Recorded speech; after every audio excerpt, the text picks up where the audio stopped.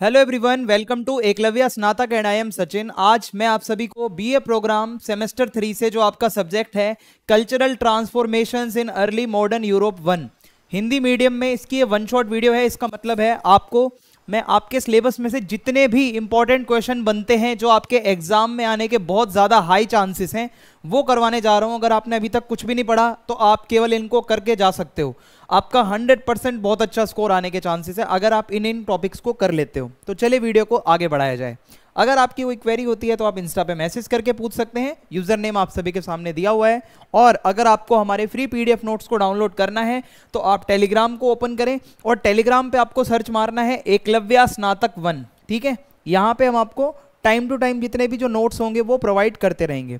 तो अब हम आगे बढ़ते हैं। सबसे पहला जो प्रश्न है आपके सामने वो है, इटली में पुनर्जागरण के उद्भव के लिए जिम्मेदार प्रमुख सामाजिक, सांस्कृतिक और आर्थिक कारकों का आलोचनात्मक मूल्यांकन करें।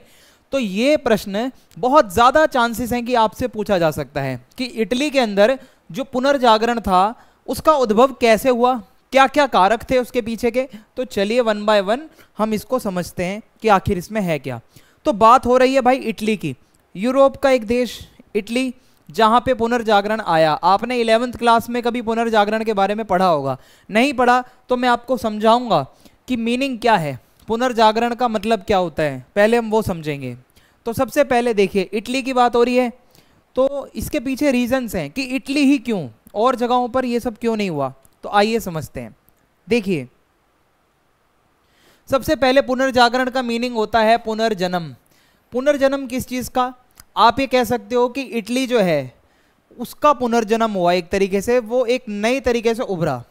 उसकी जो संस्कृति थी, उसकी जो कला थी, जो उनका ज्ञान था, वो एक तरीके से अंधकार में डूबा हुआ था बहुत सालों से।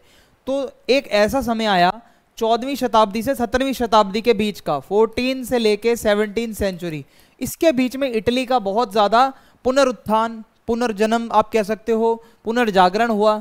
कि एक लंबा समय था जो अंधकार वाला, जहां इटली की जो संस्कृति है, जो कला है, जो ज्ञान है, वो खो सा गया था, वो वापस से यहाँ पे आया इटली में। क्यों आया, कैसे आया, वो मैं आपको आगे समझाऊंगा।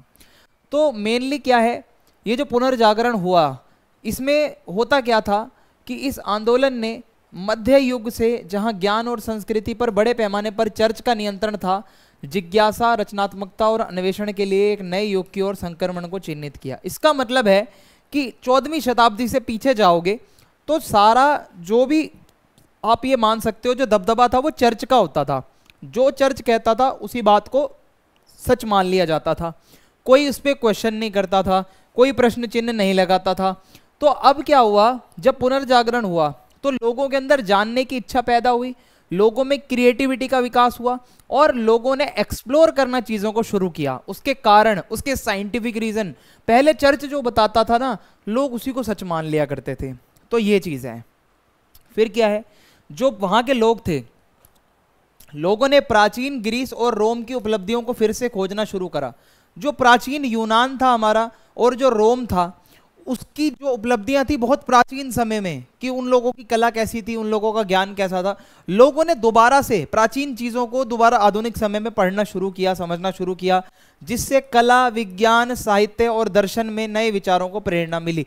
यानी कि जो लोगों ने पुराने पुराने जो विद्वान हुए थे उनकी मतलब फिलॉसफीज को पढ़ा और उनका भाई कला में जो योगदान था वो पढ़ा, उससे इंस्पायर होके नए जो जनरेशन के लोग आए, उन्होंने उस चीज को यूज किया, उनको बहुत मोटिवेशन मिला, इंस्पिरेशन मिली। सबसे पहले इटली में ये सब क्यों हो रहा है हम समझते हैं।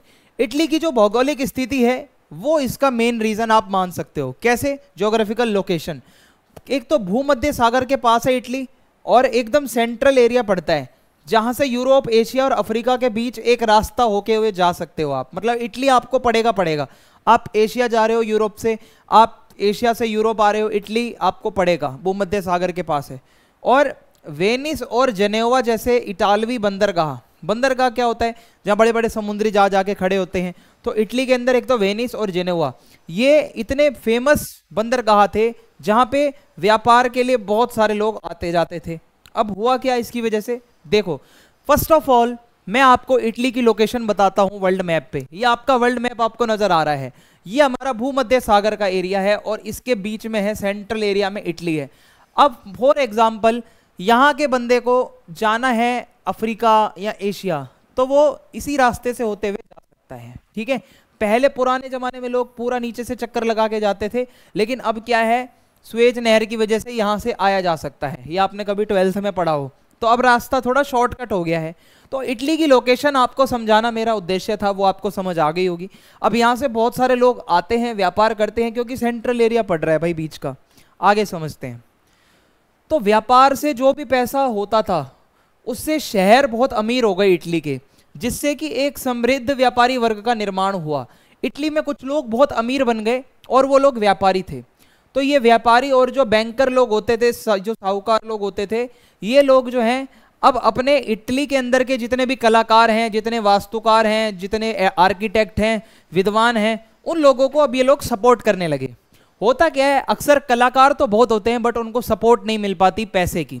तो ये जो अमीर लोग थे, इन्होंने इनको सहायता देनी शुरू करी, ठीक है। फिर क्या हुआ, धनी नगर राज्यों का उदय और राजनीतिक प्रतिस्पर्धा। पहले के ज़माने में क्या होता था, इटली जो है प्रॉपर एक यूनिफाइड इटली नहीं था, एक एकीकृत इटली नहीं था, छोटे छोटे नगर राज्यों में बटा हुआ था। और इटली जो है उसमें एक तो फ्लोरेंस का नाम आता है, वेनिस का आता है, मिलान है, रोम है, ये कुछ ऐसे छोटे छोटे नगर राज्य थे, सिटी स्टेट जिसको आप कहते हो। सिटी स्टेट बेसिकली क्या है, एक एरिया है जहां पे आप खुद अपना शासन करोगे, किसी दूसरे पर डिपेंड नहीं रहोगे, आपके पास अपनी सारी सरकार होगी, सब होगा, नागरिक होंगे। तो हर नगर राज्य जो होता था, चाहे वो फ्लोरेंस हो, वेनिस हो, मिलान हो, रोम हो, वो एक दूसरे के साथ कॉम्पिटिशन में रहता था, ठीक है। अपने पड़ोस वाले नगर राज्य के साथ जो बंदा है वो अपने वाले का कंपटीशन करेगा। तो ये जब कंपटीशन था, कौन सा नगर राज्य ज़्यादा कलाकार निकालेगा, कौन सा कलाकार, मतलब किस नगर राज्य में ज़्यादा कलाकार हैं, किस नगर राज्य में ज़्यादा टैलेंटेड लोग रहते हैं, तो ये सारी चीज़ें इसमें आती हैं। फिर है ये जो कंपटीशन था, इससे क्या हुआ कि भाई हर नगर राज्य चाहता था कि वो अपनी शक्ति को बढ़ाए, उसकी संस्कृति ज़्यादा आगे पहुँचे, उसके वहाँ पर ज़्यादा कलाकार हों। तो हर नगर राज्य में सरकारों ने अपने वहाँ के कलाकारों के ऊपर भारी इन्वेस्टमेंट, भारी निवेश करना शुरू करा। और विशेष रूप से फ्लोरेंस जो है वो धनी संरक्षकों के समर्थन के कारण कला और शिक्षा का केंद्र बन गया। फ्लोरेंस नाम की जो जगह थी, वहाँ पे एक तो भाई शिक्षा का केंद्र था, वो वहाँ पे बड़ी बड़ी यूनिवर्सिटीज़ थी, और कला का केंद्र था, बड़े बड़े आर्टिस्ट निकले हैं फ्लोरेंस के रहने वाले लोग। तो ये था।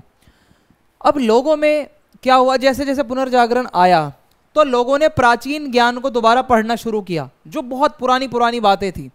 हुआ क्या, मध्य युग के दौरान ग्रीस और रोम के कई प्राचीन ग्रंथों को पश्चिमी यूरोप में भुला दिया गया। जो मध्य युग था, जो अंधकार वाला युग था यूरोप के अंदर, उसमें क्या था, चर्च ने ना बिल्कुल पुरानी नॉलेज को सब खत्म कर दिया। और आप ये समझ लो, वो लोग भूल गए कि प्राचीन समय के जो विद्वान थे वो लोगों ने क्या अपने विचार बताए थे। फिर क्या हुआ, 1453 में कुस्तुनतुनिया नाम की जगह है, उसका पतन हुआ, ठीक है। वहाँ पे अटैक हुए, वहाँ पे लोग इधर उधर चले गए उस जगह को छोड़कर। तो कई सारे यूनानी विद्वान इटली आ गए। अब समझ रहे हो आप, इटली में विद्वान आ गए। अगर मान लो ये इटली है और सीधा कुस्तुनतुनिया से सारे जो विद्वान हैं इटली में आ जाएंगे, तो वो ज्ञान भी तो लाएंगे ना अपने साथ इटली में। तो हुआ क्या, वो अपने साथ पुरानी पुरानी पांडुलिपियाँ ले आए। ये होती है पांडुलिपि, हस्तलिखित जो किताबें थी, और वो बहुत सारे ज्ञान लेकर आए, साइंस, लिटरेचर, बहुत कुछ उनकी पांडुलिपियों में लिखा हुआ था। लोगों ने उसको पढ़ा और समझा, ठीक है। फिर इसके बाद आता है, इटली वालों ने इन ग्रंथों को उत्सुकता से अपनाया, क्योंकि वो उनके पास ज्ञान नहीं था, वो बिल्कुल अंधकार के युग में चल रहे थे। और जब कई सारे विद्वान यूनान से आते हैं इटली में, तो उसका फायदा हुआ। इटली वालों ने एक्साइटमेंट दिखाई, जिसने प्राचीन सभ्यताओं की उपलब्धियों के लिए एक नई प्रशंसा को प्रेरित किया। इटली के लोगों ने बहुत ज़्यादा अप्रिशिएट किया, प्रशंसा करी, और प्राचीन ज्ञान के इस पुनरुद्धार ने, पुनर्जागरण, मानवतावाद के लिए एक आधार तैयार किया। अब हुआ क्या, जब ये प्राचीन ज्ञान लोगों ने लेना शुरू करा, तो इन्होंने दोबारा से लोगों को शिक्षित किया, लोगों के अंदर थोड़ी और भावना बढ़ाई, वो मैं आपको आगे बताऊंगा एग्जैक्टली है क्या।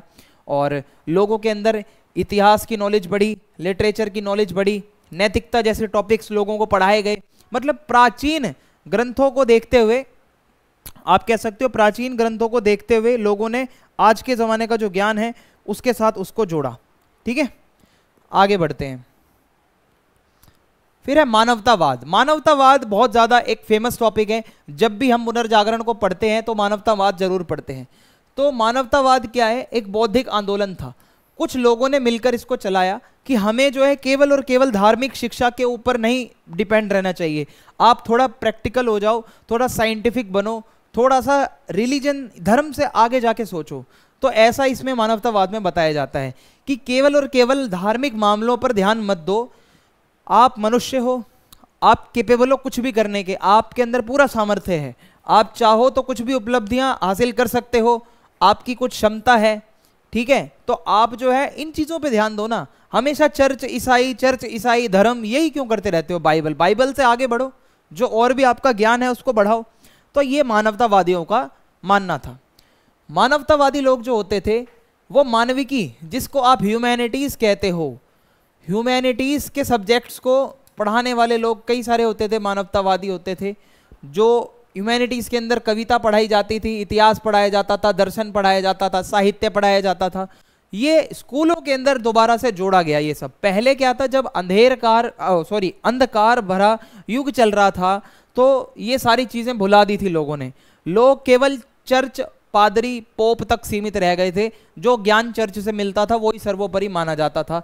लेकिन जैसे ही पुनर्जागरण हुआ, लोगों ने पुराने ग्रंथों को पढ़ा, तो कई सारे लोगों ने ये नए नए सब्जेक्ट्स को भी करिकुलम में ऐड किया और सोच में लोगों की बदलाव आया और इससे भी नए नए आइडियाज आए। फिर है आर्थिक समृद्धि और कला का संरक्षण। इसका मतलब है कि भाई इटली जो है आर्थिक रूप से बहुत ज़्यादा मजबूत होता जा रहा था, लोग केवल सर्वाइवल, मतलब लोग जो है केवल सर्वाइवल पर ध्यान नहीं दे रहे थे, लोग पैसा छाप रहे थे। भाई इटली के जो लोग थे वो व्यापार में बहुत ज़्यादा एक्टिव रहते थे, और जो धनी व्यापारी वर्ग था, विशेष रूप से फ्लोरेंस जैसे शहरों में, मैंने आपको बताया फ्लोरेंस एक ऐसा शहर था जहाँ सबसे ज़्यादा धनी लोग रहते थे। तो फ्लोरेंस के जैसे शहर में कला, विज्ञान और वास्तुकला मीन्स आर्किटेक्चर वगैरह, इनमें लोगों ने भारी भारी निवेश किया, लोगों को प्रोत्साहित किया, आगे बढ़ाया कि भाई आप अपनी कला को आगे बढ़ाओ, हम आपको पैसा देंगे।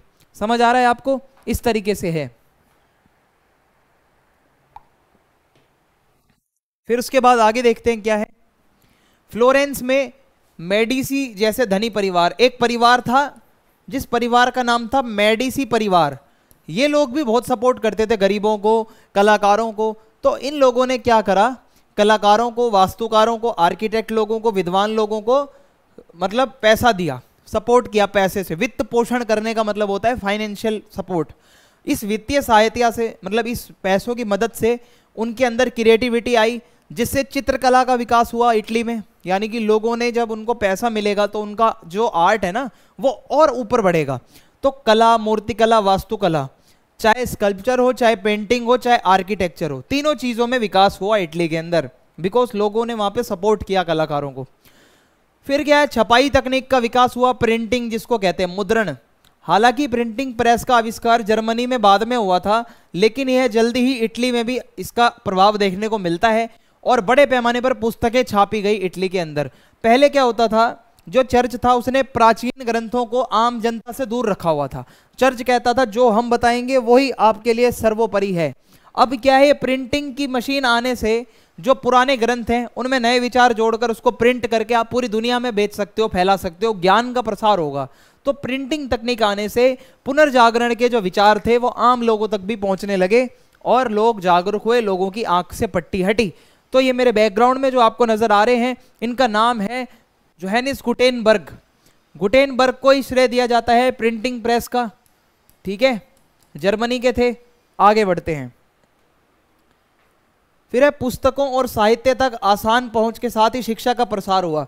अब जब पुस्तकें सभी तक पहुंचेंगी तो शिक्षा का तो प्रसार होगा ही होगा। शिक्षा और लिटरेसी, साक्षरता में आपका विकास होगा, बढ़ोतरी होगी। तो पुनर्जागरण के विचार केवल अमीर लोगों तक नहीं बल्कि गरीब लोगों तक भी पहुंच गए किताबों की वजह से, ठीक है। अगला प्रश्न है अब हमारा, देखते हैं। आई होप आपको पुनर्जागरण का समझ आ गया होगा जो मैंने आपको बताया है। अगला प्रश्न है, मानवतावाद को परिभाषित करें। पुनर्जागरण के मानवतावाद ने प्रारंभिक आधुनिक यूरोप को कैसे प्रभावित किया। मानवतावाद पे भी आपका प्रश्न आ सकता है। पीछे तो मैंने आपको झलकी दिखाई थी मानवतावाद की, यहां पे मैं आपको प्रॉपर समझाऊंगा कि मानवतावाद है क्या। तो चलिए फिर आगे बढ़ते हैं। मानवतावाद एक बौद्धिक आंदोलन है। मानवतावाद कहीं ना कहीं आपकी बुद्धि को आगे बढ़ाने से संबंधित है कि आप अपनी संकीर्ण छोटी सोच को आगे बढ़ाओ, धर्म से ऊपर उठो। मनुष्य बहुत कुछ कर सकता है, मनुष्य की उपलब्धियों को, आपके अंदर अपने वैल्यूज को अच्छे करो, मूल्यों को बढ़ाओ, अपनी क्षमता को बढ़ाओ, मनुष्य की क्षमता का अध्ययन करो और मनुष्य कुछ भी कर सकता है भाई, ये इसने बताया। मानवतावादी लोगों का मानना था कि जो प्राचीन ग्रंथ हैं हमारे, रोमन ग्रंथ हो गए, यूनानी ग्रंथ हो गए, प्राचीन ग्रंथों का अध्ययन करके इतिहास, साहित्य, कला और दर्शन के बारे में सीख कर लोग खुद को बेहतर बना सकते हैं। तो मानवतावादी लोग ये मानते थे, अगर आप प्राचीन ग्रंथों को पढ़ोगे, आज से जो बहुत पहले लिखे गए थे, और आप हिस्ट्री पढ़ोगे, आप साहित्य पढ़ोगे, आप समाज में बहुत आगे बढ़ सकते हो, समाज में अच्छा खासा योगदान दे सकते हो। मानवतावाद आखिर है क्या? तो ये एक ऐसी सोच है, मानवतावाद एक थिंकिंग है, आप मान सकते हो, जो कि कहता है कि मनुष्य अपने आप एक्सपीरियंस करे, उस चीज़ों को अपने लिए अचीव करे और निर्णय अपने आप लो। ठीक है, आप चर्च पे डिपेंड मत रहो कि चर्च आपकी लाइफ डिसाइड कर रहा है। नो, जस्ट गो और अपने प्राचीन ग्रंथों को पढ़ो और आज अपने आप का विकास करो। होता क्या है, मध्य युग में जब अंधकार का टाइम चल रहा था यूरोप के अंदर, चर्च ज्ञान और अधिकार का मुख्य स्रोत था। ज्ञान सिर्फ और सिर्फ चर्च से मिलता था और कोई स्रोत नहीं था, कोई कॉपी किताब नहीं थी। चर्च ने जो बोल दिया वही ज्ञान है। तो मानवतावाद ने बोला कि प्राचीन जो यूनानियों और रोमन लोगों के ग्रंथ है ना, उनको समझो, उनको पढ़ो, जहाँ पे मनुष्य के बिहेवियर के बारे में उन्होंने बताया है, समाज के बारे में आपको पता लगेगा उसमें कितना कुछ लिखा है, तो आप आगे बढ़ोगे भाई अगर प्राचीन ग्रंथ पढ़ोगे। मानवतावाद में कुछ प्रमुख विचार आते हैं। सबसे पहला है प्राचीन ज्ञान पर जोर। आई डोंट थिंक सो उसको दोबारा रिपीट करना चाहिए, 2-3 बार बता चुका हूँ। व्यक्तिगत क्षमता, मानवतावाद आपकी इंडिविजुअल जो एबिलिटीज़ हैं, क्षमता है, उसके ऊपर ध्यान देता है कि आप अपने अंदर सुधार करो। हर व्यक्ति महान है, कोई किसी से छोटा नहीं है। और मानवतावाद शिक्षा के महत्व पे जोर देता है। मानवतावादी लोग कहते हैं कला, इतिहास, दर्शन, जिसको आप आर्ट, हिस्ट्री एंड फिलॉसफी कहते हो, ये, और जो आपका साहित्य है, लिटरेचर है, आप इसको अच्छी तरीके से पढ़ो, अच्छे से लोग इसको पढ़ाएंगे तो मनुष्यों का विकास हो सकता है। एक मनुष्य अच्छा जिम्मेदार नागरिक बन सकता है अगर इन सब चीज़ों को पढ़ता है। धर्मनिरपेक्षता, मानवतावादी लोग हमेशा से ये कहते हैं धर्मनिरपेक्ष रहो, कभी भी किसी एक धर्म के पीछे अंधे मत बन जाओ कि आपको सभी धर्म बुरे लगने लगें। सभी धर्मों को पढ़ो, कभी कभी नॉन रिलीजियस यानी कि गैर धार्मिक धर्मनिरपेक्ष बातें भी करो, हमेशा चर्च की बातें ना करो। तो लोगों को हमेशा रिलीजियस चश्मे से मत देखो, आप थोड़ा धर्मनिरपेक्ष होकर भी, आप थोड़ा सेक्युलर होकर भी चीज़ों को देखो। पुनर्जागरण मानवतावाद ने प्रारंभिक आधुनिक यूरोप को कैसे प्रभावित किया? अब इस मानवतावाद का यूरोप के ऊपर, मानवतावाद का यूरोप के ऊपर क्या प्रभाव था? तो यूरोप की शिक्षा में सुधार हुआ, मानवतावादियों ने शिक्षा में बदलाव लाया, जिससे उनके स्कूलों में, यूनिवर्सिटीज़ में, कॉलेज में हिस्ट्री, लिटरेचर और आपका फिलॉसफी, ये सब पढ़ाया जाने लगा, जिससे लिबरल आर्ट्स का विकास हुआ। ये सारी लिबरल आर्ट्स की कलाएं हैं, यानी कि जो उदार कला जिसको आप कहते हो, जिससे आपका सर्वांगीण विकास होता है। आप केवल बाइबल मत पढ़ो भाई, आप जो है ये 4-5 चीज़ें सब्जेक्ट पढ़ोगे ना तो आपका विकास होगा, आप एक अच्छे विचारक बन सकते हो। और यूरोप में कला और साहित्य का विकास होता है। मानवतावाद ने कलाकारों को यथार्थवाद और मानव रूप की सुंदरता पर ध्यान केंद्रित करने के लिए प्रेरित किया।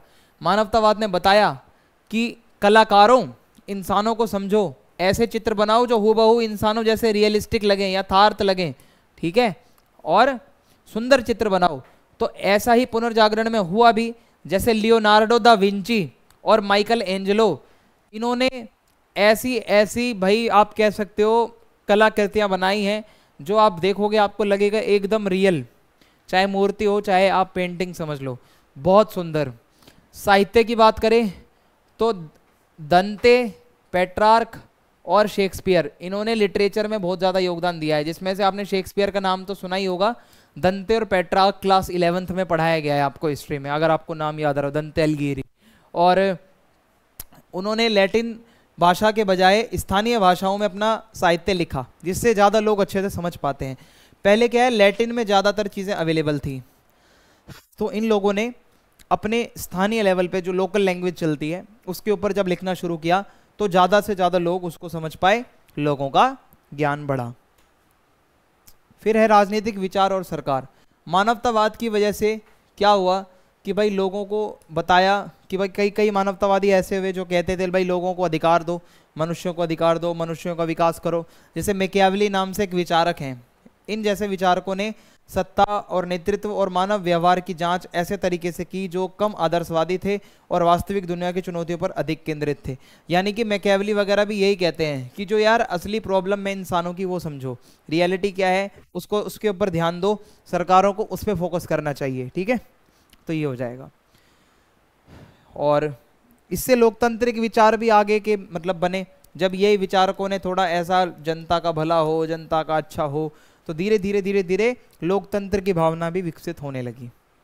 और विज्ञान और जिज्ञासा की प्रगति हुआ क्या, मानवतावाद की वजह से लोगों ने चर्च के ऊपर सवाल उठाना शुरू किया, साइंस का विकास हुआ।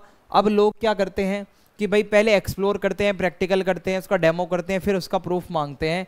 तो मानवतावादी आप कह सकते हो कि वो ये कहते हैं कि मतलब आप कुछ साइंटिफिक, आपको मैं टर्म्स बता रहा हूँ, साइंस के कुछ विद्वान हैं, कोपरनिकस है, गैलीलियो गैली है और एंड्रियस वेसेलियस है। इन लोगों ने ना खगोल विज्ञान के क्षेत्र में, एस्ट्रोलॉजी के क्षेत्र में बहुत बड़े योगदान दिए। कोपरनिकस के बारे में भी आगे मैं आपको पढ़ाऊंगा, इन्होंने क्या अपना एक मॉडल दिया था। तो धीरे धीरे जो चर्च पहले कहता था कि भाई जो हमारा अर्थ है वो सेंटर में है, सूर्य और बाकी ग्रह उसके चारों तरफ है, ऐसा थोड़ी होता है। अब जिसको साइंस का नहीं ज्ञान है वो तो उसको सच मानेगा। पर जब लोगों ने साइंस पे विश्वास किया, प्रॉपर जब एक्सप्लोर किया, सबूत मिले कि भाई सूर्य के हैं आसपास सभी, ठीक है, सूर्य नहीं किसी के आसपास घूम रहा, तो इससे पर्दाफाश हुआ बहुत सारी चीज़ों का।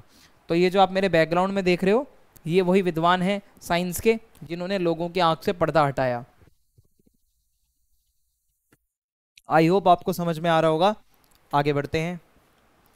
देखो मैंने आपको यही समझा रहा था अभी मैं, पहले चर्च पता है क्या मानता था, पृथ्वी बीच में है, बाकी सब उसके चारों तरफ है इंक्लूडिंग सूर्य। बाद में क्या है, कोपरनिकस वगैरह आए, उन्होंने बोला भाई हीलियोसेंट्रिक मॉडल चलता है, सूर्य केंद्री, सूर्य केंद्र में है, बाकी ग्रह उसके चारों तरफ हैं। तो ये धीरे धीरे इनका योगदान था। ओके, फिर क्या हुआ, विचारों और मुद्रण का प्रसार। ये मैं आपको बता चुका हूँ, ये आप एज इट इज लिख सकते हो कि जब गुटेनबर्ग का प्रिंटिंग प्रेस आया तो उससे भी विचार तेजी से फैले, मानवतावाद के प्राचीन ग्रंथों का ट्रांसलेशन हुआ, उसकी किताबें छपने लगी, ज़्यादातर लोग शिक्षित हुए। जब ये पुस्तकें ज़्यादातर लोगों तक पहुंची तो लोग जो है वो सिर्फ अमीर ही नहीं बल्कि आम आदमी ने भी उसको पढ़ा, ज्ञान और शिक्षा बहुत ज़्यादा सुलभ हुई, आसान हो गई इसकी वजह से। तो यूरोप पे बहुत असर पड़ा भाई इसका। अब हमारा अगला प्रश्न है, ध्यान से समझेंगे क्या है, प्रारंभिक आधुनिक यूरोप में प्रोटेस्टेंट सुधार के उद्भव के पीछे मुख्य कारण क्या थे। यानी कि यूरोप के अंदर, प्रारंभिक आधुनिक यूरोप में प्रोटेस्टेंट सुधारवाद आंदोलन, धर्म सुधार आंदोलन, इसके पीछे के कारण क्या थे वो मैं आपको बताने जा रहा हूं। तो प्रोटेस्टेंट सुधार जो है वो 16वीं शताब्दी का एक प्रमुख धार्मिक आंदोलन था जो कि ईसाई धर्म के अंदर ही चला था। और इसमें था क्या, जिसमें रोमन कैथोलिक चर्च से विभाजन हुआ, यानी कि जो चर्च है वो दो भागों में बट गया, एक हो गया रोमन कैथोलिक चर्च और एक हो गया आपका प्रोटेस्टेंट चर्च। तो ईसाई धर्म दो भागों में बट गया, दो तरीके के चर्च बन गए। अब ये क्यों हुआ, जो पुराना वाला था वो कैथोलिक चर्च था, वो उसमें ऐसी क्या बुराइयां थी कि लोगों ने उसके खिलाफ आवाज उठाई। तो हुआ क्या, जो पुराना वाला कैथोलिक चर्च है उसकी प्रथाएं बहुत ज़्यादा खराब थी, वो बहुत ज़्यादा शक्ति का दुरुपयोग कर रहा था। जो चर्च था लोगों के जीवन में बहुत ज़्यादा इंटरफेयर करने लगा था जो चर्च था। कैसे, देखो अब एक यहाँ पे व्यक्ति आता है मार्टिन लूथर और एक है जॉन कैल्विन, ये सुधारक थे। इन्होंने इन कमियों को पहचाना और इन्होंने सुधार की मांग करी। इन लोगों का तर्क था, इनका मानना था कि चर्च जो है वो बाइबल की शिक्षाओं से भटक गया है, जो असलियत में बाइबल बता रही है चर्च वाले उससे भी एक्स्ट्रा मक्खन लगाकर अपनी बातें बता रहे हैं, अपने नियम बना रहे हैं। तो इससे क्या है, जब ये आंदोलन चला तो बहुत से राजनीतिक सामाजिक परिवर्तन आए। सबसे पहले चर्च का भ्रष्टाचार बहुत ज़्यादा बढ़ता जा रहा था। कैथोलिक चर्च काफ़ी ज़्यादा पैसा छाप रहा था, काफ़ी ज़्यादा, आप सोच नहीं सकते, पावर में बहुत ज़्यादा था। तो बहुत भ्रष्टाचार था चर्च में। और जो बिशप और पादरी होते थे, पोप होते थे, जो ऊंचे पदाधिकारी होते थे, वो क्या करते थे, एकदम राजाओं वाली जिंदगी जीते थे। वो पादरी वाली जिंदगी नहीं जी रहे थे, वो राजाओं वाली जिंदगी जी रहे थे। और चर्च पैसा कमा रहा था पापों की क्षमा का वादा करके। चर्च वाले कहते थे हम आपको सर्टिफिकेट देंगे, हमें इतने पैसे दे दो, आपके जितने पाप है वो सब माफ हो जाएंगे। तो ये तो एक गलत प्रथा है ना, लोगों को डराया जा रहा है, लोगों का शोषण किया जा रहा है। तो लोगों में विश्वास उठ गया, लोगों के अंदर अविश्वास पैदा हुआ कि यार चर्च वाले तो बस लूट रहे हैं, कि सभी को एकदम डेस्क लगा के बुला लो, हाँ भाई तूने ये पाप किया था, चल तू इतने पैसे दे दे, तेरा पाप खत्म हो जाएगा, हम सर्टिफिकेट दे रहे हैं तुझे चर्च से, सीधा जीसस तेरा पाप खत्म कर रहे हैं। तो ऐसा नहीं होता, ठीक है, दिस इज रॉन्ग। ये लोगों को समझ में नहीं आता था। तो फिर है मानवतावाद का उदय हुआ और सत्ता पर सवाल उठना शुरू हुआ। धीरे धीरे जब पुनर्जागरण आया, लोगों ने सोचना समझना शुरू किया, मानवतावाद के विचार फैले, तो लोगों ने चर्च के ऊपर मतलब डिपेंड रहने की बजाय लोगों ने खुद ग्रंथों को पढ़ा, प्राचीन ग्रंथों को पढ़ा, और जब पढ़ के लोगों ने अपना ज्ञान बढ़ाया तो चर्च से जाके पूछा कि भाई तू ऐसे कैसे कह रहा है, ये तो कहीं लिखा ही नहीं है। फिर प्रिंटिंग प्रेस का आविष्कार हुआ, जोहानिस गुटेनबर्ग 1440, इसके आविष्कार से क्या हुआ, जो विचार थे वो और ज़्यादा फैल गए। बाइबल का जो पहले ट्रांसलेशन नहीं होता था वो ट्रांसलेशन होके बाइबल प्रिंट भी हो गई, और बाइबल तो पूरे वहाँ पे फैल गई यूरोप में, लोगों ने पढ़ ली बाइबल अच्छे से। अब जब लोगों ने किताबें पढ़ ली, बाइबल पढ़ ली, ट्रांसलेशंस पढ़ ली, अब लोग सवाल उठा सकते हैं ना। ऐसे ही मार्टिन लूथर ने एक बहुत बड़ा अपनी एक समझ सकते हो एक डॉक्यूमेंट बनाया जिसको कहा जाता है 95 थीसिस। ये 95 थीसिस क्या है, इसमें इसने बताया कि जो चर्च के अंदर बुराइयां हैं ना, जो प्रथाएं गलत हैं, जो आलोचना करनी है, उसकी एक लिस्ट बनाई, एक डॉक्यूमेंट बनाया और इसको प्रिंट करके पूरे यूरोप में बांट दिया। 95 थीसिस नाम से एक डॉक्यूमेंट बनाया था इसने, और इसने बोला कि भाई ये कमियां हैं। तो इनको बहुत सपोर्ट मिला चारों तरफ से, यूरोप में लोगों ने बहुत सपोर्ट दिया इनको। तो इन्होंने देखो इस तरीके से चर्च के बाहर जाकर 95 थीसिस नाम से ठोक दिया अपना डॉक्यूमेंट और लगा दिया, और उसमें बताया कि ये कमियां हैं, ये आप ठीक करो। ये बहुत ज़्यादा बेकार बातें हैं। आस्था से व्यक्तिगत जुड़ाव की इच्छा, तो जितने भी प्रोटेस्टेंट सुधारवाद वाले लोग थे उन्होंने बोला कि आप किसी भी भिक्षु के ऊपर, किसी पादरी के ऊपर, फादर साहब के ऊपर डिपेंड मत रहो, आप अपना व्यक्तिगत संबंध बनाओ ना भगवान के साथ, आप केवल भगवान पे विश्वास करो। ये चर्च जो उल्टे सीधे रिचुअल्स करवा रहा है इसके चक्कर में आप मत पड़ो। स्थानीय नेताओं की राजनीतिक प्रेरणा, देखो कई जो लोकल लेवल पे राजा थे, राजकुमार थे, प्रिंस थे, किंग थे, वो भी यहाँ पे चर्च से परेशान आ चुके थे क्योंकि उनसे ज़्यादा पावरफुल तो चर्च हो चुका था। तो हुआ क्या, प्रोटेस्टेंट जो सुधारवादक जो जितने भी लोग थे उनको राजाओं का सपोर्ट मिला, प्रिंस लोगों का सपोर्ट मिला कि आप आगे बढ़ो, हम आपकी मदद करेंगे। आर्थिक शिकायतें और मध्यम वर्ग की वृद्धि, हुआ क्या, कई व्यापारी और मिडिल क्लास के जो लोग थे वो चर्च के करों और भुगतानों की मांग से नाराज थे। व्यापारियों से बहुत भारी भारी टैक्स लेता था चर्च, और जो बेचारे मिडिल क्लास लोग थे उनसे भी बहुत टैक्स लिया जाता था। चर्च के पास बहुत सारी ज़मीन थी अपनी, और वहाँ से वो इनकम टैक्स वगैरह भी लोगों से लेता था, ठीक है, जो चर्च था। और खासकर जो मिडिल क्लास लोग हैं बेचारे, उनका बहुत शोषण किया जाता था चर्च के द्वारा। तो हुआ क्या कि भाई लोगों को ये एक ऑप्शन मिला प्रोटेस्टेंट सुधारवाद में आकर कि यार अगर प्रोटेस्टेंट सुधारवादकों के साथ रहेंगे ना तो हमारे ऊपर ज़्यादा टैक्स नहीं लगेगा और फालतू के रिचुअल्स नहीं होंगे, पूजा पाठ नहीं होंगे। तो लोग आए इनकी तरफ। फिर मार्टिन लूथर का प्रभाव पड़ा, क्योंकि भाई मैं बार बार इसका नाम ले रहा हूँ, मार्टिन लूथर बहुत इंपॉर्टेंट बंदा था ये चर्च को सुधारने में। ये जर्मनी का रहने वाला था, भिक्षु था, ये एक प्रोफेसर भी था, बहुत पढ़ा लिखा था। तो इसने, मैंने आपको बताया ना, अपनी किताब या डॉक्यूमेंट जो भी कह लो, 95 थीसिस नाम से जो इसने लिखा था ना, वो कैथोलिक चर्च की जितनी भी आलोचना थी उसने एक ही डॉक्यूमेंट में लिख दी और उसको प्रिंट करके पूरे यूरोप में बंटवा दिया। तो लोगों की आंखें खुल गई इससे। ये मैं आपको दोबारा से रिपीट कर रहा हूँ, ठीक है। तो इस तरीके से ये था हमारा। तो अब जो हमारा अगला प्रश्न है वो है यूरोप के सामाजिक सांस्कृतिक जीवन पर धर्म सुधार आंदोलन का क्या प्रभाव पड़ा। जब मैंने आपको अभी समझाया है कि धर्म सुधार आंदोलन में क्या क्या हुआ था, तो इसका यूरोप के समाज पर क्या प्रभाव पड़ा, यूरोप की संस्कृति पर क्या प्रभाव पड़ा, आइए देखते हैं। तो सबसे पहले धार्मिक विविधता बहुत ज़्यादा हो गई, डाइवर्सिटी हो गई, क्योंकि हुआ क्या, ईसाई धर्म दो भागों में बट गया, प्रोटेस्टेंटवाद और एक तरफ था आपका जो कैथोलिक चर्च था वो वाला। और इसके अंदर जो प्रोटेस्टेंट वाले थे वो भी बहुत सारे सुधारक थे, जैसे मैंने आपको बताया जो है मार्टिन लूथर, कैल्विन, ठीक है, और एंगलिन। तो मतलब हुआ क्या, इन तीनों ने अपनी अपनी विचारधाराएं अलग अलग दी। लूथर अलग बात कह रहा है, कैल्विन अलग कह रहा है, ठीक है, और एंग्लिक जो है वो जो एंग्लिकन है वो अलग बात कह रहे हैं। लोग कंफ्यूज हो गए, हम माने किसकी, सबकी प्रथाएं अलग हैं, हम किसको फॉलो करें, किसके विचारों को माने। तो ये तो देखो यही है वो जो सुधारक थे, मार्टिन लूथर, कैल्विन, जो आपको नजर आ रहे हैं। हर किसी ने अपने विचार बताए, आम आदमी बेचारा कंफ्यूज। हालांकि हुआ क्या, बहुत संघर्ष हुआ, बहुत यूरोप में युद्ध होने लगे धर्म को लेकर, क्योंकि शासक और समुदाय इस बात पर भिड़ गए कि किस धर्म का पालन किया जाए।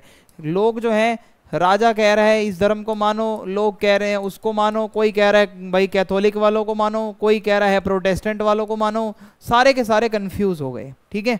तो ये थोड़ी सी प्रॉब्लम आई समाज में। फिर क्या हुआ, व्यक्तिगत आस्था और व्यक्तिगत जिम्मेदारी पर जोर। हुआ क्या, ये एक और इसका असर हुआ धर्म सुधार का, कि इनका एक मकसद था कि लोग जो हैं वो ईश्वर के साथ सीधा संबंध बनाएं, किसी बिचौलिए को ना रखें, किसी फादर को या चर्च के अधिकारी को। आप जो है विश्वास सीधा बनाओ अपना भगवान के ऊपर, और अपने आप को कनेक्टेड महसूस कर सकते हो आप। शिक्षा और साक्षरता का विस्तार हुआ क्या, समाज सुधारक जो थे वो चाहते थे लोग ज़्यादा से ज़्यादा पढ़े लिखें, जितना ज़्यादा लोग पढ़ेंगे लिखेंगे उतना ज़्यादा जागरूक बनेंगे। तो मार्टिन लूथर ने बोला बाइबल को पढ़ो, आपको अगर समझ नहीं आती हम ट्रांसलेट करके देंगे, इजी वर्ड में बताएंगे, आप पढ़ो। और इससे क्या होगा, साक्षरता बढ़ी, स्कूलों में भी पढ़ाया जाने लगा, और शिक्षा कार्यक्रमों में भी बाइबल वगैरह ऐड हुई उस टाइम पे, और नए नए टॉपिक्स पढ़ाए जाने लगे। तो लोगों ने सवाल उठाना शुरू कर दिया चर्च के ऊपर। जो देशों में प्रोटेस्टेंटवाद था उन्होंने विशेष रूप से लोगों को पढ़ना सिखाने के लिए सार्वजनिक स्कूल खोले, गवर्नमेंट स्कूल्स खोले, जहाँ पे प्रॉपर लोगों को शिक्षा दी जाती थी। साक्षरता और शिक्षा के ऊपर बहुत जोर दिया इन देशों ने, जिससे क्या हुआ, जहाँ जहाँ पर प्रोटेस्टेंटवाद ज़्यादा था वहाँ के लोगों के अंदर साक्षरता बढ़ गई, वहाँ लोग पढ़े लिखे ज़्यादा हो गए।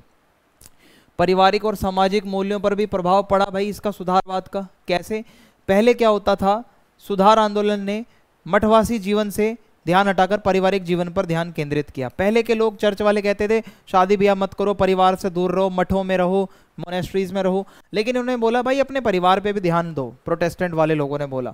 और इन्होंने बोला विवाह भी कर सकते हो, परिवार के साथ रहो, संभालो, अपनी जिम्मेदारी को संभालो, ठीक है। ये है। कला और संस्कृति में परिवर्तन आया। धर्म सुधार आंदोलन के साथ ही धार्मिक कला से दूर जाने का दौर आया। पहले क्या होता था, धार्मिक पेंटिंग, धार्मिक मूर्तियां हर जगह लगी होती थी। अब क्या है, कुछ प्रोटेस्टेंटवाद के विचारक हैं जैसे कि कैल्विनिस्ट लोग थे, इन्होंने क्या करा, चर्च को बहुत ज़्यादा सजाया जाता था, बहुत मतलब ऐसी ऐसी चीज़ें थी जो धर्म की चीज़ें ज़्यादा हैं, सज्जा धज्जा ज़्यादा है, उसको हटाकर थोड़ा उसको सिंपल कर दिया उसका डिज़ाइन चर्च का, जिससे क्या है लोगों का ध्यान अच्छे से पूजा में रहे, ना कि डिजाइन देखने में। तो ये एक सुधार आया। और प्रोटेस्टेंटवाद जिन जिन क्षेत्रों में था वहाँ चर्च का डिजाइन बहुत सिंपल और सोबर हो गया, सरल हो गया, जबकि कला में रोजमर्रा की और जो भी कला उसमें प्रदर्शित की जाती थी चर्च में, जो पेंटिंग्स होती थी उसमें डेली लाइफ की चीज़ों को दिखाया जाने लगा, नेचर को दिखाया जाने लगा, ठीक है, जीवन के चित्र दिखाए जाने लगे जो थोड़े रियल लगे, समझ में आए कि हाँ इनका कुछ मीनिंग बनता है। और धर्मनिरपेक्षता आई समाज के अंदर। कैसे, लोगों को सिर्फ अपने एक धर्म के प्रति कट्टर होने के बजाय सभी धर्मों का सम्मान करने की प्रेरणा दी इन सुधारवादक मतलब सुधारवाद के लोगों ने। और इन्होंने ऐसा बोला कि भाई आप थोड़ा सा धर्मनिरपेक्ष बन के बातों को सोचो और जितना हो सकता है गंभीरता से सोचो, नए नए विचार लाओ, सिर्फ धर्म के चश्मे से दुनिया को मत देखो, नए विचार लाओ।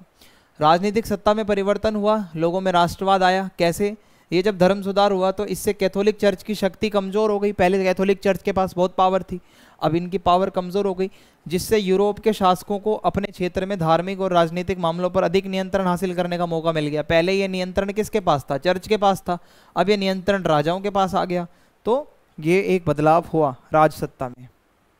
समाज में महिलाओं की भूमिकाओं में क्या प्रभाव आया, तो प्रोटेस्टेंट सुधारकों ने क्या बोला कि भाई पारंपरिक पारिवारिक भूमिका को बनाए रखते हुए महिलाओं को बाइबल पढ़ने और अपने बच्चों को आस्था की शिक्षा देने के लिए प्रोत्साहित किया। प्रोटेस्टेंटवाद वाले लोगों ने बोला महिलाओं को बाइबल पढ़ाओ, महिलाओं को भी धर्म का ज्ञान होना चाहिए और महिलाएं फिर अपने साथ बच्चों को भी लाएं, बच्चों को भी आस्था की शिक्षा दो, धर्म की शिक्षा दो।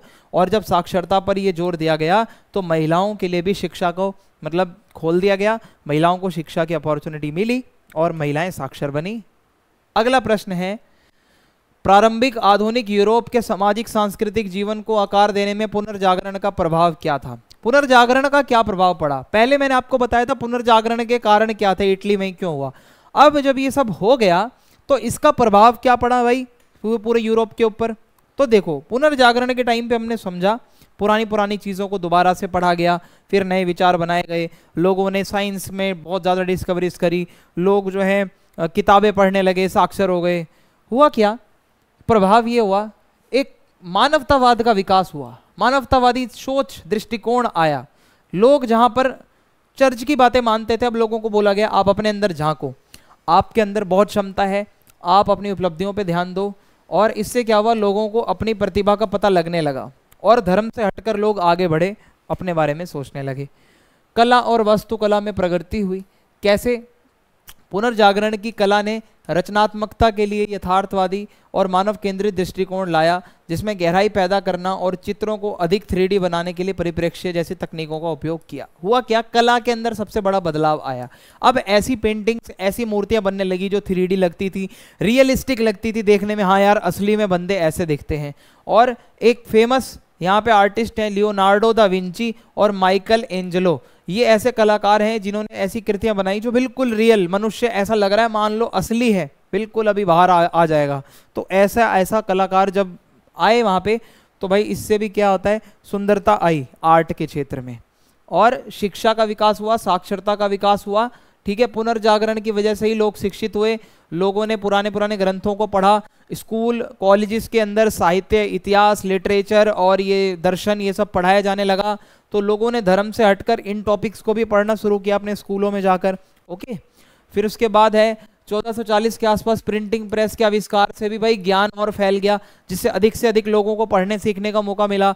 ज्ञान का प्रसार होगा तो शिक्षा का प्रसार होगा, साक्षरता बढ़ेगी, लोग ज़्यादा पढ़े लिखे बनेंगे तो सोसाइटी पढ़ी लिखी हो गई। वैज्ञानिक जिज्ञासा बढ़ी भाई, पुनर्जागरण के टाइम पे लोगों को बोला गया भाई क्वेश्चन मार्क उठाओ, साइंटिफिक तरीके से सोचो, तो लोगों ने सवाल उठाना शुरू कर दिए, वैज्ञानिक आंसर मांगना शुरू कर दिया, हर चीज़ का प्रूफ मांगना शुरू कर दिया। तो एस्ट्रोलॉजी का विकास हुआ, एनाटॉमी का विकास हुआ और फिजिक्स का विकास हुआ, ये साइंस की सारी फील्डों का विकास हुआ इस टाइम पे, आप मान के चलो। तो ये भी एक प्रभाव था। सामाजिक पारिवारिक जीवन में बदलाव आया। पुनर्जागरण में क्या हुआ कि भाई परिवार के अंदर लोग जो है ना वो अपनी जिम्मेदारी को समझने लगे, अपना सेल्फ डेवलपमेंट, सेल्फ केयर करने लगे। पहले लोग ज़्यादा खुद पे ध्यान नहीं देते थे, पर पुनर्जागरण ने जब मानवतावाद की शिक्षा दी सभी को, तो मनुष्य अपने परिवार में रहने लगा, जिम्मेदारियां समझने लगा। साथ ही जब ये मानवतावाद के विचार लोगों तक पहुंचे तो शिक्षा को बहुत महत्व दिया गया, लोगों को मोटिवेट किया गया, जिससे कि हर माता पिता ये चाहने लगा कि उसका बच्चा पढ़े लिखे और आगे बढ़े। और इससे लड़के और लड़कियों दोनों की शिक्षा पर ज़्यादा ध्यान दिया गया। हालांकि लड़कियों के पास थोड़े अवसर कम थे, बट फिर भी एटलीस्ट उनको धार्मिक नॉलेज तो दे दी गई, तो साक्षरता बढ़ी। सांस्कृतिक आदान प्रदान और राष्ट्रीय पहचान। हुआ क्या? पुनर्जागरण को यूरोप और दुनिया के अन्य हिस्सों के बीच बढ़ते व्यापार और सांस्कृतिक आदान प्रदान से बढ़ावा मिला। क्योंकि होता क्या था कि इटली जो है वो व्यापार का केंद्र था, जहाँ दुनिया के अलग अलग संस्कृति के लोग व्यापार करने आते थे। तो वो यूरोप के लोगों से मिलते थे इटली वाले, और एशिया के लोगों से, अफ्रीका के लोगों से मिलते थे। तो यूरोप के लोगों को नए विचार, कला और प्रौद्योगिकियों से उन्होंने परिचित कराया। जो बाहर के लोग थे, मान लो एशिया के लोग हैं, वो अपनी कला आके इनको बता रहे हैं इटली वालों को, और इटली वालों की कला फिर वहाँ तक जा रही है। तो पुनर्जागरण के विचार फैल गए भाई पूरी दुनिया में, और दूसरे दुनिया की क्या क्या चीज़ें हैं वो इन्होंने सीख ली। और जैसे जैसे पुनर्जागरण के जो विचार हैं वो पूरे यूरोप में फैलते गए, तो विभिन्न क्षेत्रों के लोगों में एक राष्ट्रीय पहचान और अपनी सांस्कृतिक उपलब्धियों पर गर्व की भावना आने लगी। कि मान लो कि अब हमारा क्षेत्र आर्ट एंड कल्चर में आगे है, तो हमारा देश ही हमें आगे रखना है, हमें प्राउड फील होना चाहिए हम इस देश के लोग हैं। तो हुआ क्या, इससे राष्ट्रीयता की भावना आई लोगों के अंदर, सिटीजनशिप की भावना आई कि हम बहुत ज़्यादा प्राउड फील करते हैं कि हम इस जगह के सिटीजन्स हैं। तो ये एक भावना का विकास हुआ। फिर इसके सकारात्मक प्रभाव में तो मैंने आपको बता ही दिया है कि इसने सीखने और अपनी व्यक्तिगत अभिव्यक्ति, क्रिएटिविटी के प्रति प्रेम को बढ़ावा दिया, जिससे यूरोप को अधिक खुले विचारों वाला और प्रगतिशील समाज बना। यानी कि लोगों ने सीखना शुरू किया, अपनी पर्सनैलिटी डेवलप करी। यूरोप के लोगों के विचार बहुत खुले मन के थे, तो उनका विकास हुआ। कला, विज्ञान और शिक्षा में बहुत विकास हुआ। मनुष्य की क्षमता के ऊपर ज़्यादा ध्यान दिया गया, जिससे बाद में मनुष्य के ऊपर फोकस गया, तो मानव अधिकारों की बातें आने लगी। लोकतंत्र का विकास हुआ, लोगों की स्वतंत्रता के बारे में भी विचार सामने आने लगे। तो ये पॉजिटिव था। कुछ नेगेटिव चीज़ें भी हुई थी। पुनर्जागरण का ज़्यादातर फायदा मुख्य रूप से धनी और शिक्षित अभिजात वर्ग के लोगों को हुआ, जबकि अभी भी निम्न वर्ग के कुछ लोग ऐसे थे जो अभी पिछड़े हुए थे, उनके पास ज़्यादा अधिकार नहीं थे। और कुछ पुनर्जागरण के विचार हैं विशेष रूप से व्यक्तिवाद पर ध्यान देना। मीन सिर्फ आपने पढ़ा था मानवतावाद में हमें अपने ऊपर ध्यान देना सिखाया जाता है, पर्सनल। तो इससे क्या होगा कि भाई आप संप्रदाय, समाज, देश के लिए छोड़कर अपने बारे में ज़्यादा सोच रहे हो, तो ये भी गलत बात है। और कभी कभी ये लोग जो थे ना सिर्फ शास्त्रीय प्राचीन ज्ञान पर ज़्यादा आधारित रहते थे। पुराने लोगों को पढ़ो यार, अपना कुछ नया भी तो सोचो ना। कई विद्वान तो भाई पूरी तरीके से नया कुछ विचार देने की बजाय पुराने ही विचार बस पढ़ाए जा रहे हैं, तो कुछ नया भी तो आना चाहिए। ये इसका नेगेटिव एस्पेक्ट है। अगला प्रश्न है, क्या आप इस विचार से सहमत हैं कि व्यापार और वाणिज्य का प्रसार प्रारंभिक आधुनिक यूरोप के दौरान स्पेन और पुर्तगाल के शुरुआती विदेशी विस्तार का प्राथमिक कारण था? क्या स्पेन और पुर्तगाल वाले चाहते थे व्यापार और वाणिज्य का प्रसार करना? यही उनका कारण था, ठीक है, कि वो बाहर जाते थे। व्यापार का वो एक मेन मुद्दा था या क्या था? तो आइए आपको बताता हूँ। तो होता क्या है, ये स्पेन और पुर्तगाल वालों को पैसा चाहिए था। स्पेन और पुर्तगाल दोनों ही धन के नए स्रोत की तलाश में थे, विशेष रूप से मसाले, रेशम, कीमती धातु, ये मूल्यवान वस्तुओं को ये बहुत ज़्यादा चाहते थे कि इनके पास हो, इनके पास पैसा ये लोग बनाएं, ठीक है। और क्या था, व्यापार मार्गों पर ये लोग नियंत्रण करना चाहते थे। जहां से भी व्यापार हो रहा है उस पूरे रास्ते पर कब्जा कर लो, तो सबसे ज़्यादा फायदा आप ही कमाओगे।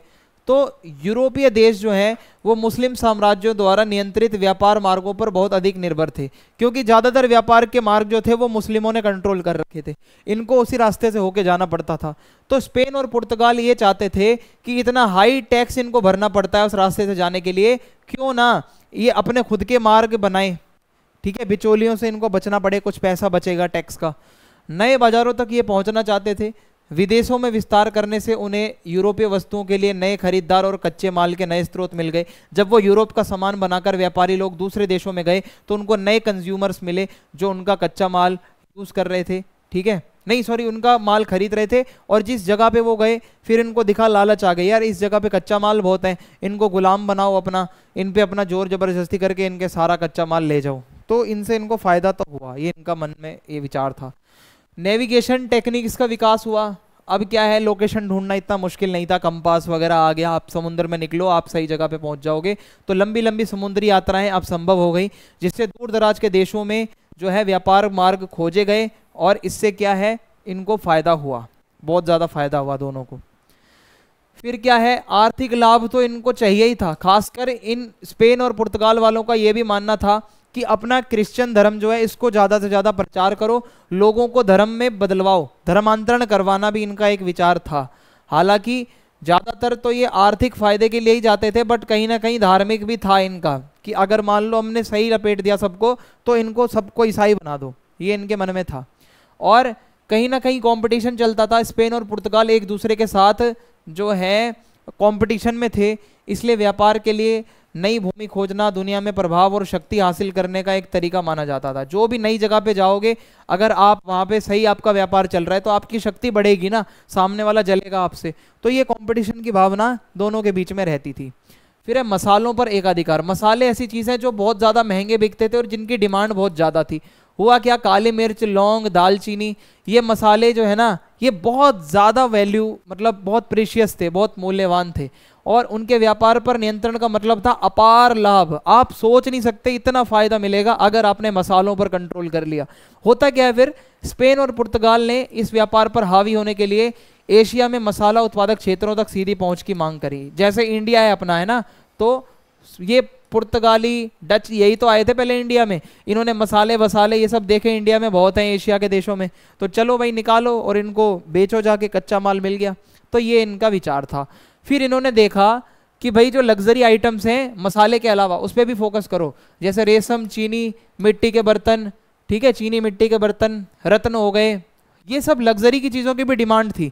तो नए व्यापार मार्ग स्थापित करके स्पेन और पुर्तगाल ने इन लग्जरी वाली आइटम्स को भी हासिल करने का लक्ष्य रखा कि जब हम कंट्रोल बना लेंगे, तो जैसे कि ये है चीनी मिट्टी का बर्तन है, ठीक है, ऐसे ऐसी चीज़ों को भी हम कंट्रोल में लाएंगे जो कि अपने को आगे चल के फायदा देगा 101%। फिर है राजनीतिक शक्ति और प्रतिष्ठा। आर्थिक से हटकर ये व्यापारी लोगों के मन में एक लालच आई कि अब हम शासन भी करेंगे, तो विस्तार को राष्ट्रीय प्रतिष्ठा और राजनीतिक शक्ति बढ़ाने के तरीके के रूप में भी देखा गया कि जितना ज़्यादा आप बाहर जाओगे, देशों को पहचानो, कौन सा गरीब देश है, कौन बेचारे कमजोर हैं, उनको दबोच लो, उनका शोषण करो। ठीक है, हुआ क्या, व्यापारिक धन ने सेनाओं को वित्त पोषित करने और यूरोपीय राजनीति में स्पेन और पुर्तगाल के प्रभाव को बढ़ाने में मदद करी। जो व्यापार से पैसा बनता था वो सेना पे लगा दिया जाता था, और इससे क्या है, वहाँ के राजाओं को भी मदद मिलती थी। फिर है नए व्यापार मार्गों की खोजों ने यूरोपीय लोगों के सामाजिक सांस्कृतिक जीवन को किस प्रकार बदल दिया है। ये जो नए नए व्यापार मार्गों की खोज हुई, इससे यूरोपीय लोगों का समाज और जो सांस्कृतिक जीवन है उसमें क्या बदलाव आया, ये आपसे पूछा जा रहा है। तो आइए देखते हैं क्या बदलाव आया। जब लोगों ने इन्होंने व्यापार करना शुरू करा तो इनको नई नई संस्कृतियों से परिचय हुआ इनका। ठीक है, व्यापार मार्गों से यूरोपीय लोगों को एशिया, अफ्रीका, अमेरिका के लोग मिले और नए नए विचार, भाषा उन्होंने सीखे, उनके रीति रिवाजों को समझा। फिर इसके बाद है विदेशी वस्तुओं का आगमन होने लगा।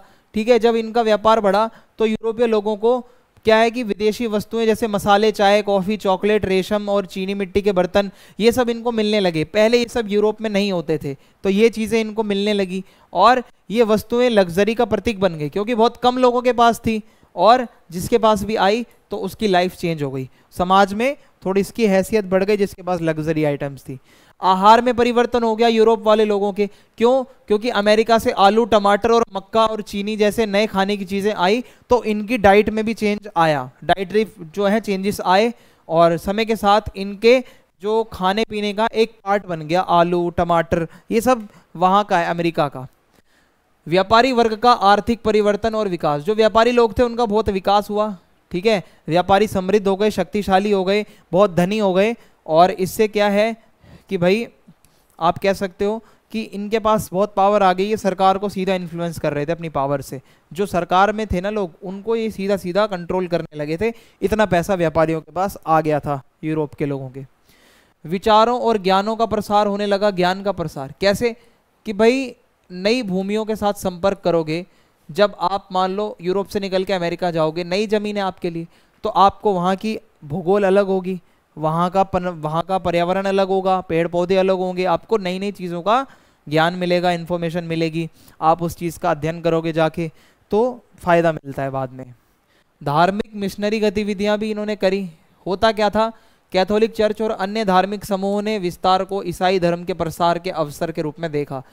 कुछ लोग मानते थे कि ये जो व्यापारी लोग हैं ये अपने कहीं ना कहीं धर्म का भी प्रसार करेंगे जब जाएंगे, तो ये मिशनरी लोग होते थे जो ईसाई धर्म का प्रचार करते थे। तो मिशनरियों ने खोजकर्ताओं और व्यापारियों के साथ यात्रा करी। जो व्यापारियों के साथ एक दो मिशनरी भी चले जाते थे। जो व्यापारी लोग अपना व्यापार करते थे, मिशनरी लोग अपने ज्ञान का जो है प्रचार करते थे। तो इससे क्या हुआ है, धार्मिक आदान प्रदान हुआ, धर्म की बातें एक जगह से दूसरी जगह पर गई, तो इससे भी बहुत फर्क पड़ा। सामाजिक संरचना में बदलाव आया। कैसे, विदेशी उपनिवेशों से प्राप्त धन ने राजशाही को, सत्ता को केंद्रीकृत करने की अनुमति दी। हुआ क्या, मान लो ये इंग्लैंड है, ग्रेट ब्रिटेन है, ये हमारा इंडिया है, इंडिया को इन्होंने उपनिवेश बनाया, इंडिया से जितना भी पैसा आया वो सारा ब्रिटेन चला गया। इससे क्या है, जो यहाँ की महारानी होगी वो और पावरफुल हो जाएगी और उसके पास पैसा आ जाएगा। तो जितने ज़्यादा हो सकते थे इन्होंने अपने उपनिवेश बनाए। सामंतों का जो है प्रभाव खत्म हो गया, राजाओं और जो महारानियाँ थी उनकी पावर ज़्यादा हो गई। ठीक है, फिर है दास व्यापार और नैतिक बहसों का विकास। हुआ क्या, ये जो उपनिवेश होते थे यहीं से लोगों को फिर दास बना लिया जाता था, बागानों में काम करवाया जाता था, खेती करवाई जाती थी इनसे। तो हुआ क्या, दास व्यापार बढ़ा। अटलांटिक से इधर उधर जितने भी महासागर हैं, बहुत इधर उधर दासों का खरीदना बेचना शुरू हो गया। तो यही है कि भाई मानव अधिकार जैसे मुद्दों का तो इसमें आप कह सकते हो शोषण ही हो रहा है ना अधिकारों का। मनुष्यों को बेच रहे हो, दास बना रहे हो, तो ये शोषण बहुत समय तक धीरे धीरे हुआ, बट ये है कि एक टाइम पे ख़त्म हो गया। ठीक है, तो ये हुआ था, जहाँ जहाँ व्यापार करने जाते थे वहीं पे ही कोई ये मतलब इनको दिखता था गरीब है बेचारा, इसको अपने बागानों में ले चलो, इससे काम करवाओ फ्री में। यूरोपीय औपनिवेशिक महत्वाकांक्षाओं पर क्रिस्टोफर कोलंबस की यात्राओं का प्रभाव। ये क्रिस्टोफर कोलंबस आपके शॉर्ट नोट्स में भी आ सकता है, मैं आपको करवा देता हूँ, इंपॉर्टेंट लग रहा है मुझे, तो आइए मैं आपको बताता हूँ। क्रिस्टोफर कोलंबस एक यात्री, इसका क्या रोल है आपके इस चैप्टर में, इसको आप क्यों पढ़ना चाहते हो, मैं आपको बताता हूँ। देखो काफ़ी इंपॉर्टेंट नाम है क्रिस्टोफर कोलंबस। अमेरिका के यूरोपीय अन्वेषण का उद्घाटन, जो एक्सप्लोर किया गया 1492 में कोलंबस के कैरिबियन में आगमन, कैरिबियन द्वीप अमेरिका के पास में है जो, वहाँ पे जब ये गया तो उससे यूरोपीय लोगों को पश्चिम में विशाल पहले से अज्ञात भूमि के बारे में अवगत कराया। इसी की वजह से वहाँ के यूरोप के लोगों को पता चला अमेरिका जैसा भी कुछ है। तो उनकी खोज ने यूरोपीय शक्तियों को अमेरिका भर में क्षेत्रों का पता लगाने और दावा करने के लिए अभियानों को वित्त पोषित करने के लिए प्रेरित किया। पहले यूरोप वाले इतनी जल्दी जा नहीं रहे थे उस साइड। जब क्रिस्टोफर कोलंबस गया, उसने देखा भाई बहुत बड़ी जमीन है, आ जाओ यहाँ पर सारे, तो फिर वहाँ धीरे धीरे धीरे धीरे यात्री आने लगे। तो इनसे ही इंस्पायर होकर लोग आए। फिर है यूरोपीय शक्तियों के बीच प्रतिद्वंदता में वृद्धि हो गई। हुआ क्या, कोलंबस की यात्राओं से स्पेन, पुर्तगाल, फ्रांस, इंग्लैंड, हर जगह के लोगों के अंदर एक्साइटमेंट आ गई, कंपटीशन बढ़ गया। हर कोई चाहता था हम पहले अमेरिका जाएंगे, हम वहाँ पे लूटपाट करेंगे, हम ये करेंगे वो करेंगे। हर किसी को भाई संसाधन, भूमि और व्यापार मार्ग पर कंट्रोल बनाना था। तो इस तरीके से कंपटीशन बढ़ गया सभी के बीच में। और स्पेन उपनिवेशों की स्थापना, स्पेन ने क्या करा भाई, कोलंबस की यात्राओं के कारण स्पेन अमेरिका में स्थायी औपनिवेशिक उपस्थिति स्थापित करने वाला पहला देश था, जो अमेरिका के लोगों को जाके वहीं पे ही उनको अपना उपनिवेश बना दिया। क्योंकि स्पेन वालों के पास बंदूकें थी, हथियार थे, सब था, पावर था भाई, उनको अपने बल के दम पे उन्होंने क्या करा, अमेरिका के लोगों को दबा दिया। और इसके कारण दक्षिण और मध्य अमेरिका में विशाल स्पेनिश उपनिवेशों की स्थापना हुई, यानी कि गुलाम बना दिया स्पेन ने वहाँ के कई लोगों को। और स्पेनिश राज के लिए अपार धन और शक्ति का स्रोत बन गया। वहां से जो पैसा आता, जो संसाधन आते, वो सारा स्पेन अपने पास रखता। फिर व्यापार और अर्थव्यवस्था में बदलाव हुआ कि भाई ये क्रिस्टोफर कोलंबस की खोज ने यूरोपीय व्यापार को एक नई दिशा दी और इसे भूमध्य सागर से हटाकर अटलांटिक की ओर ले गया। क्योंकि देखो अटलांटिक अलग है, भूमध्य सागर इधर है। पहले व्यापार भूमध्य सागर के आसपास होता था। जब क्रिस्टोफर कोलंबस अटलांटिक की तरफ गया, अमेरिका की तरफ गया, तो लोगों ने अपना ये एरिया छोड़कर नया एरिया जो है उस तरफ जाना शुरू कर दिया और धन के लिए नए रास्ते खुल गए, जैसे सोना, चांदी, चीनी और अन्य मूल्यवान वस्तुएं। अब इनके ऊपर कब्जा करना था यूरोप के लोगों को। पैसा और संसाधन, सोना, चांदी, ये सब अब इनके मन में चलने लगा। फिर है स्वदेशी आबादी का शोषण। हुआ क्या, क्रिस्टोफर कोलंबस की मुठभेड़ ने स्वदेशी लोगों के शोषण और उत्पीड़न का एक पैटर्न स्थापित कर दिया। यानी कि जो अमेरिका के स्वदेशी लोग थे, मूल निवासी थे, उनका जीना मुश्किल हो गया। बार बार कोई यूरोपीय आ रहा है, उनको लूटपाट करके जा रहा है, उनके साथ मारपीट कर रहा है। तो यूरोपीय लोग अमेरिका को ऐसी भूमि के रूप में देखते थे जिस पर विजय प्राप्त की जा सकती थी। यूरोपीय लोगों को पता चल गया था ये बेचारे भोले लोग हैं यहाँ के अमेरिका वाले, इनके संसाधनों को लूटो, इनको भी लूटो। तो बेचारे मूल निवासियों की जो कल्चर है, संस्कृति है, इन्होंने उसको अनदेखा करा, बहुत बुरा बुरा किया उनके साथ में। फिर है अन्य खोजकर्ताओं के लिए एक इंस्पिरेशन बने क्रिस्टोफर कोलंबस। इनकी वजह से और को भी मोटिवेशन मिला, जैसे कि वास्को डिगामा और फर्डिनेंड मैगलन, हर्नान कोर्टेज, इन्होंने भी यात्राओं को शुरू किया, खोज करना शुरू किया, एक्सपेडिशंस, खोज या जो भी आप कहते हो डिस्कवरी, ओवरसीज जाना शुरू किया। जिससे क्या है, यूरोपीय राजाओं के लिए नए व्यापार मार्ग उनको मिले। जब ये खोज करता जाते थे, एक नया रास्ता ढूंढ के आते थे, फिर वो राजा महाराजा फिर उस रास्ते पे जाने लगे, तो संसाधन मिले, भूमियों की नई नई तलाश, खोज, ये सब होने लगी। तो इससे यूरोप का ही तो फायदा हुआ ना, इन लोगों ने खोज करके बहुत पैसा कमाया, बहुत संसाधन कमाए। उपनिवेशीकरण और ईसाई धर्म का प्रसार भी हुआ। क्रिस्टोफर कोलंबस की यात्राओं से क्या हुआ, अक्सर ईसाई धर्म का प्रसार भी हुआ। क्योंकि क्रिस्टोफर कोलंबस खुद एक क्रिश्चियन था, वो अपने साथ जहाँ जा रहा था वो अपना क्रिश्चियनिटी का प्रचार कर रहा था। तो यूरोपीय शक्तियों ने उपनिवेशीकरण और स्वदेशी आबादी के जबरन धर्मांतरण, इसका मतलब है एक तो मान लो अमेरिका है, उसको गुलाम बना लिया वहाँ के लोगों को, दूसरा उनका धर्मांतरण भी करवा दिया, उन्हीं को क्रिश्चियन भी बना दिया, उनके संसाधन भी लूट लिए। ठीक है, तो इससे क्या है, इनके रिलीजियस, धार्मिक भी लक्ष्य थे कि भाई इनको करना क्या है। यूरोप और अमेरिका पर स्थायी सामाजिक सांस्कृतिक प्रभाव, इसका मतलब है कि अमेरिका से प्राप्त जो भी पैसा था और चीनी, तंबाकू और चांदी, ये जो नए उत्पाद थे, इसने यूरोपीय जीवन शैली, अर्थव्यवस्था और सामाजिक संरचनाओं को बदल दिया। लोग अमीर हो गए, लोगों को नई नई चीज़ें मिल गई, पैसा, चांदी, सोना, तंबाकू, तो लोगों के जीवन में काफ़ी परिवर्तन आया। यूरोपियंस का कल्चर बदल गया जब वो इन सब चीज़ों से अवगत हुए। तो इसके साथ ही आपका जो वन शॉट वीडियो थी ये एंड होती है। अगर पसंद आई है चैनल सब्सक्राइब करना, वीडियो को लाइक करना, फीडबैक ज़रूर लिखना और दोस्तों के साथ वीडियो शेयर करें। जय हिंद, जय भारत।